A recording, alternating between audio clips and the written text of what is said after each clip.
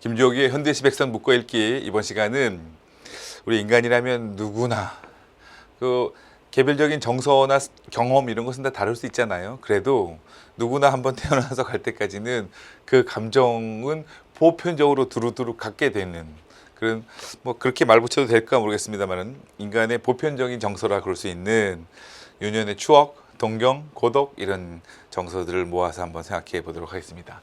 뭐 추억이라고 그러면 이제 다른 때 추억도 많겠습니다만은 특히 이제 유년 시절의 추억, 유년의 추억,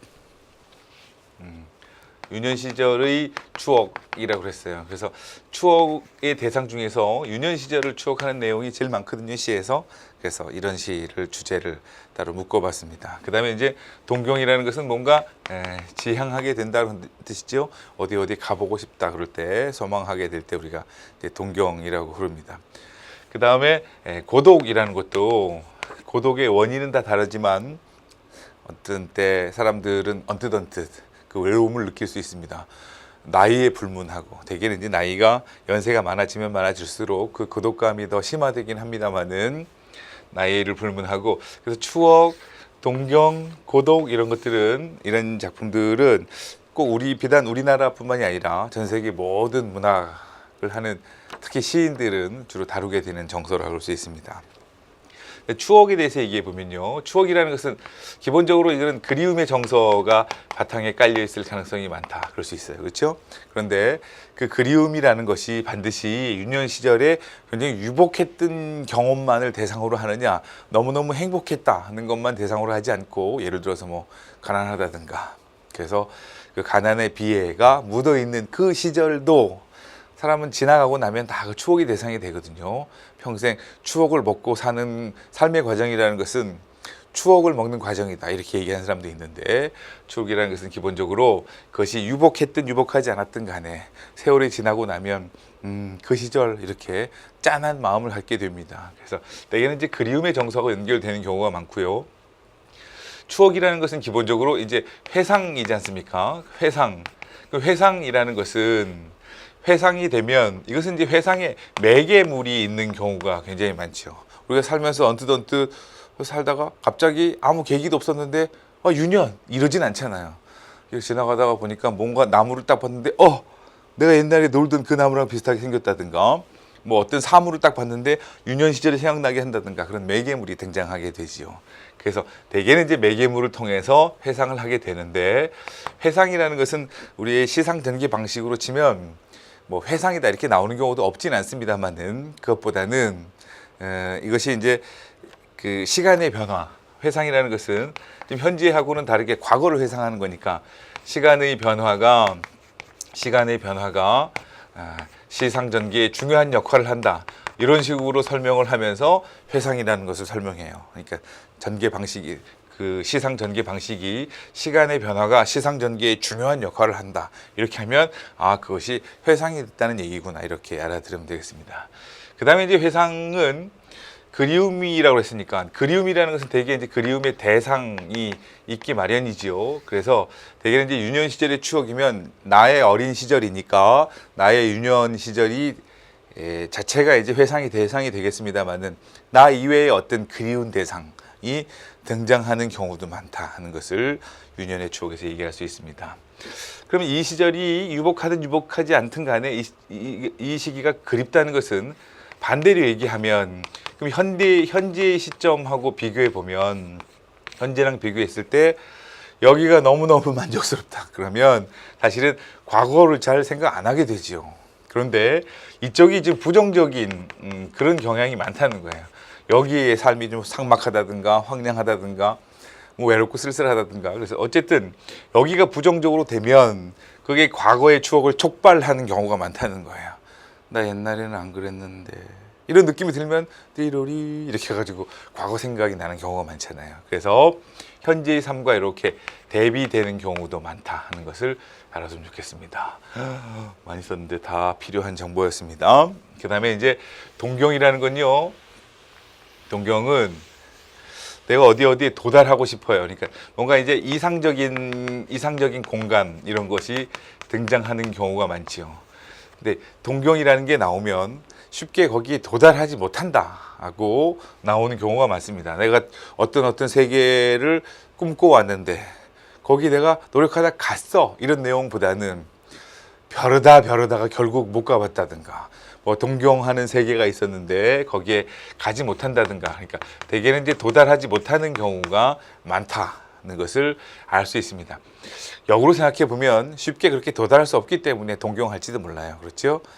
내가 쉽게 도달할 수 있는 길이라면 뭐 동경 이렇게까지 얘기 안 할지도 모르지요.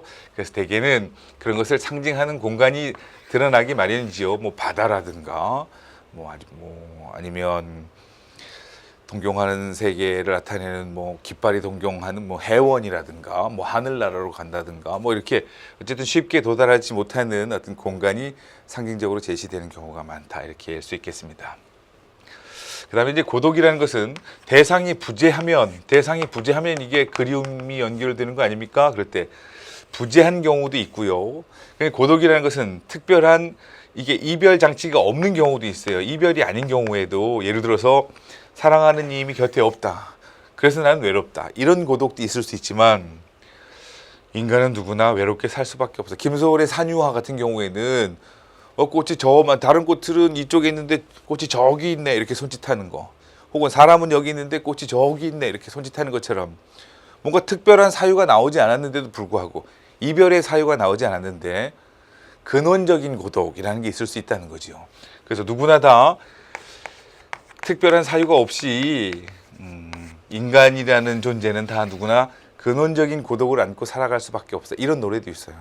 자, 선생님 안 그런데요? 저는 휴대전화에 지금 친구 이름만 300명이 등록되어 있는데요. 그렇죠. 물론 우리 주변에는 친구가 굉장히 많습니다. 우리 주변에 가족도 많고 나를 따뜻하게 아껴주는 사람이 굉장히 많죠. 그런데 언뜻 늘상 그렇다는 게 아니라, 그래도 내 주변에 있는 사람들이 책임질 수 없는, 위로할 수 없는, 인간이라면 안고 살아가야 하는 고독, 이런 종류도 있을 수 있거든요. 그래서 이런 것을, 이런 시일 때는 뭐 대상과 이별해서 슬픔을 드러냈다, 그래서 외롭다든가 이렇게 하면 안 되겠죠.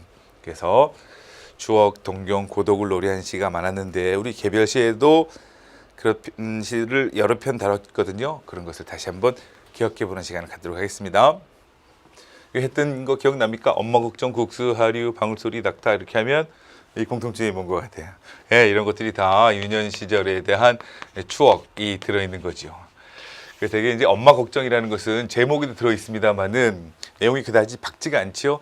엄마가 채소를 팔기 위해서 시장에 가셔가지고 나 혼자 방에 남겨져가지고 빈 방에서 찬밥처럼 담겨져 있다 이렇게 하는 표현이 인상적이지 않습니까? 그래서 엄마가 늦게까지 숙제를 아무리 천천히 해도 엄마가 돌아오지 않아요. 그런 엄마를 기다리는 나의 유년 시절이었죠. 그러면 이런 시도 유년 시절에 대한 추억이라고 볼 수 있느냐? 있죠. 그리고 그리움의 정서가 있느냐? 그 그리움의 정서가 묻어 있다는 거예요. 반드시 유복하고 잘 살고 이런 것뿐만이 아니라 좀 짠한 마음 같은 것을 가질 수 있다는 거죠. 그러니까 유년 시절에 대한 회상과 또 뭐 비애도 물론 들어 있을 수 있겠죠. 그런 어머니에 대한 연민도 있을 수 있고 비애도 있을 수 있습니다만은 이런 것도 추억의 대상이 될 수 있다는 것도 우리가 알 수 있습니다. 백석의 국수라는 것은, 이거는 목적이 유년 시절의 개인적인 추억을 얘기하려는 시는 아니죠. 이거는 우리가 국수라고 해서 백석의 고향으로 따지면 이제 뭐 냉면일 가능성이 많은데, 한 겨울에 마을 사람들이 다 흥성흥성해가지고 국수를 만들어 먹던 그런 평화로운 분위기를 회상하고 있습니다. 평화로웠던 마을의 분위기, 마을 공동체의 분위기, 이런 것을 얘기하고 있는데, 이거는 이제 물론 화자가 경험했던 유년 시절의 추억이고 체험이고 그렇지요. 그런데 제목이 국수라고 그래가지고 국수를 만들어 먹던 그 마을의 분위기를 통해서 빨리 이런 시절로 돌아가야 되는데 하는 것을 노래한 그런 시였습니다. 그러니까 음식이라는 것은 우리가 뭐 단지 국수 한 끼 때우고 마는 음식 이런 게 아니라, 우리가 음식 문화라는 말을 하지 않습니까? 음식 문화, 주거 문화, 의복 문화 이렇게 하는데, 그것들 하나하나가 그것을 함께 공유하는, 향유하는 집단들의 삶의 방식 이런 것들이 묻어있기 마련이지요. 그래서 유년의 추억을 통해서 그때 같은 음식을 해 먹었던 그 우리 공동체 문화에 대한 회고고 그리움이다 이렇게 할 수 있습니다. 이건청의 하류 같은 경우에는 그때 유년 시절에 내가 놀던 그 하류인데 나무 그늘 밑에서 내가 어떻게 지냈다 하는 것이 이제 자세하게 회상이 되지요. 그런데 지금 이제 현재의 모습하고는 대비가 되죠. 그 나무가 지금은 다 둥치마저 불타져 없어버렸지만 그래도 내 기억 속에는 영원히 남아있는 유년의 추억 이런 내용이었습니다. 그래서 유년 시절의 추억인 경우에는 대개는 이제 현재의 삶과 대비되는 경우가 많다 이렇게 말할 수 있고요. 이수익의 방울소리 같은 것도 전형적인 유년의 추억에 대한 시인데요. 제목이 방울소리니까 이게 회상의 매개가 되겠죠. 청계천 어디 지나다가 골동품 가게에서 소의 목에 달았던 그 방울을 보고 그리웠던 사람들이 생각나죠. 유년 시절의 소년이라고 해서 이거는 소를 몰던 자기 자신. 그 다음에 소를 몰고 그 여자친구 앞에 가가지고 막 지내왔던 그런 것을 기억을 합니다. 그 다음에 나를 골목 어기 위해서 기다려줬던 누나에 대해서 회상하고 그러죠. 이게 유년의 추억은 이렇게 매개물이 드러나는 경우도 있고 이렇게 그리운 대상이 드러나는 경우도 있고 이 시도 보면 방울소리와 대비되는 3륜차의 경적소리라고 해서 지금 현재는 오늘 왜 이렇게 글씨를 못 씁니까? 이럴 때는 핑계 삼아서 분필을 싹 바꿔본 다음에 경적소리. 그럼 자동차의 경적소리가 빵빵 이런 소리 나오고 그러는데 이런 거는 좋지 않다는 거죠. 그래서 그 평화로웠던 그 시절 딸렁딸렁 이런 소리 시절에 대한 그리움이 들어있는 시였습니다. 그러니까 매개 현재의 삶과의 대비 그리운 대상에 제시된다고 전형적인 추억의 유형을 보여주고 있습니다. 그 다음에 이 한직의 낙타도 역시 마찬가지로 이것이 이제 매개가 되는 것이요. 이것을 매개로 해서 낙타를 보니까 봄에 보니까 동물원에서 따뜻한 데 앉아가지고 풀을 씹으면서 자기가 떠나왔던 고향을 생각하나요? 사막을 생각하나요? 그렇게 하면서 지그시 뭔가 추억하는 것 같은 느낌이 들어요. 낙타는 추억한다 항시. 근데 피부를 보니까 모래바람 같은데 이렇게 막 맞고 그래가지고 그래서 낙타가 무슨 햇빛을 가리는 선크림 같은 거 안 발랐잖아요. 그러니까 피부가 좀 늙었나 봐요. 쭈글쭈글 늙음. 그래서 그래 낙타가 매개했으니까 낙타가 추억하네. 그럼 나도 좀 추억 좀 해볼까? 그래서 매개가 됐으니까 낙타가 그런 것처럼 나도 좀 그렇게 해보자. 그러면 낙타가 추억했으니까 나도 좀 추억을 해보자. 늙은 분하고 관계 있는. 그래서 우리 선생님이 생각이 난다 이런 내용이었어요. 그러니까 낙타를 매개로 해서 선생님하고 유년 시절에 같이 왔던 그런 동물원이 생각이 나네 그런 내용이었겠지요. 그러니까 이런 시에도 회상의 매개가 나타나고 그 다음에 추억의 대상, 그리움의 대상이 드러나고 이런 전형적인 모습이었습니다. 그 다음에 이 시는 여러분 뭐가 생각납니까? 바다와 나비. 그러면 나비는 바다에 얼마나 깊은 곳인지 위험한 곳인지 알려준 사람이 없기 때문에 여기를 갔어요. 그랬다가 꽃이 피지 않아서 무서운 곳이어서 공주처럼 지쳐서 돌아오지요. 그러니까 이 바다 같은 경우에는 동경의 공간이었다 이렇게 할 수 있고 모험의 세계였다 그럴 수 있고 뭐 시련의 공간이었다 이렇게 할 수도 있죠. 그래서 그런데 결국은 여기 도달했습니까? 못했습니까? 못하고 그 시련 때문에 좌절하게 되는 모습을 그렸습니다. 이거는 그 시기의 사회적인 배경을 통해서 보면 바다라는 것은 문명 이런 것을 상징한다고 그러죠. 문명이라는 것에 대한 동경을 가지고 있었는데 문명의 위험성 이런 것은 아무도 알지 못한 채로 문명을 동경했다가 시련을 겪는 모습을 단순한 이미지로 선명하게 그리는 그런 시였습니다. 유치원에 깃발도 이렇게 있으면 깃발이 막 바람이 펄럭거리면서 저 푸른 회원을 향하여 흔드는 노스텔지아의 손수건 이렇게 나오지요. 회원이라는 것이 도달하고 싶은 곳, 동경하는 곳이라고 볼 수 있어요. 갈 수 있습니까? 없습니까? 없죠. 여기 표대에 묶여 있으니까 여기 갈 수 없다는 내용으로 요약이 될 수 있습니다. 이게 동경과 좌절을 그린 거라고 볼 수 있지요. 기항지라는 것은 배가 잠시 정박하는 곳이 기항지잖아요. 그래서 나는 걸어서 항구에 도착했다. 항구에 가가지고 좀 배를 타고 어디 떠나볼까 이런 생각을 했겠지요. 그런데 배가 여기 이렇게 항구에 묶여가지고 찰랑찰랑 하면서 거꾸로 내가 이쪽으로 향해서 가려고 그러는데 내가 떠나려는 이곳을 향해서 배의 용골들이 고개를 들고 항구안을 들여다보고 있었다 이렇게 나오거든요. 그러니까 내가 이걸 타고 어딘가 가고 싶다 그러는 떠남의 장소이기도 하면서 항구라는 것이 도착의 장소이기도 하니까 어디를 좀 향해서 떠나볼까 하는 그 동경의 마음, 그 다음에 그냥 그래 여기 있는 것이 좋겠다. 그래서 먼 길을 와가지고 도착해가지고 좀 안식하고자 하는, 좀 정착하고자 하는 그런 욕구가 합쳐져서 만나는 곳이 기항지라 그럴 수 있지요. 그래서 떠남과 만남 사이에서의 어떤 갈등의 모습, 이런 것을 보일 수 있는 것이 기항지였다 이렇게 요약할 수 있습니다. 어쨌든 이런 시에서 보이는 것처럼 인간은 누구나 다 현실이 괴로워서 그렇든 아니면 괴롭지 않더라도 늘상 현실에 안주하지 않고 어딘가를 향해서 떠나고 싶은 마음, 이런 것을 가지고 있는 것이 보편적이죠. 그런 마음들을 그리는 경우가 많다고 말할 수 있습니다. 동경에 관한 시였습니다. 그 다음에 고독이죠. 고독 중에서도 특별히 고독의 원인이 나타나 있는 것은 도봉 같은 경우에는 그대는 지금 어디에 쉬고 있느냐, 그래서 그대의 부재 때문에 내가 지금 도봉산 하산길에서 외로워하고 있는 거지요. 그런데 신경님의 갈대 같은 경우에는 산다는 것이 원래 다 그래. 산다는 것은 다 원래 이렇게 소리 없이 흔들리는 갈대처럼 내면적인 비애를 가지고, 그럼 갈대가 흔들리지 않을 수 있느냐? 그렇지 않지요. 갈대 가만히 서 있는 갈대 본 적 있습니까? 사람도 이렇게 흔들릴 수밖에 없는 숙명적이고 내면적인 비애를 안고 살아갈 수밖에 없다, 이런 시인데요. 이게 이제 비애라는 것이 특별히 이유가, 구체적인 이유가 제시되지 않았으니까 비애라는 것을 조금 더 확대해 보면 이것이 숙명적인 고독을 안고 살아갈 수밖에 없는 존재이지 않느냐는 생각이 드러나 있어요. 그러니까 여기는 특별히 외로움의 원인이 등장했는데 여기는 산다는 것 자체가 원래 그래. 특별한 구체적인 원인이 없이. 그래서 이런 거가 좀 종류가 다르다는 거죠. 그 다음에 월훈 같은 경우에는 산골에 외딴 산골에 외딴 집에 사는 노인을 그리고 있거든요. 그러면 노년의 쓸쓸함, 외로움, 그것도 공간도 깊은 산골, 첩첩산 중에도 없는 그 깊은 산골에 또 아주 제일 끝에 외딴 집에 겨울 한밤에, 그것도 노인분이 혼자서 사시는 그 외로움이 제시가 되어 있습니다.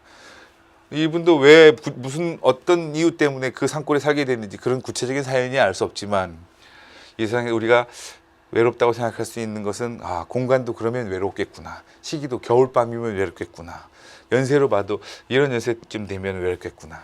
다만 그것을 월훈이라고 그래가지고 창호지에 비치는 달무리, 따뜻한 달무리가 이렇게 위안을 주는 것 같은 느낌이 들었다. 그래서 노년의 고독, 외딴 공간에서의 노인의 고독 같은 것을 다룬 작품이었습니다.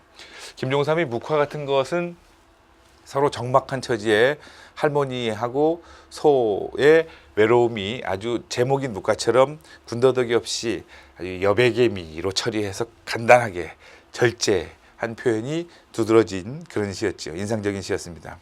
이것은 고독이 느껴지긴 합니다만은 그래도 불구하고 마음이 썩 안 된 면도 있긴 하지만 그럼에도 불구하고 우리가 좀 따뜻함을 느낄 수 있는 것은, 이거는 같은 처지에 있는 소와 할머니 사이에서의 무슨 교감, 상호 간의 연민, 동병상련, 이런 것을 그 시에서 동시에 그렸기 때문에 그 외로움으로만 치닫지 않는 오히려 따뜻함도 느낄 수 있는 그런 시였습니다. 그러니까 고독을 대상으로 한 그런 작품일 때에는 그 고독의 원인이 있는지 없는지 그런 것을 잘 살펴야 되고, 공간적으로 그런가 시간적으로 그런 게 있나 하는 것을 살펴야 되겠습니다. 그 다음에 이제 정서를 드러낼 때는 되게 생경하게 난 슬프다 이렇게 드러내는 대신에 자연물 등을 통해서 정서를 드러내는 경우가 많거든요. 월훈 같은 데도 뭐 귀뚜라미가 밤새서 웁니다 하는 것은 노인의 고독을 대신하는 자연물이지 않습니까? 그러면 자연물이 자신의 심정을 대변할 수 있는 건지 아니면 어떤 회상의 계기가 되는 건지 하는 것들, 자연물, 산물의 기능도 잘 눈여겨봐야 됩니다. 자, 여기까지입니다. 다음 시간에 또 뵙겠습니다.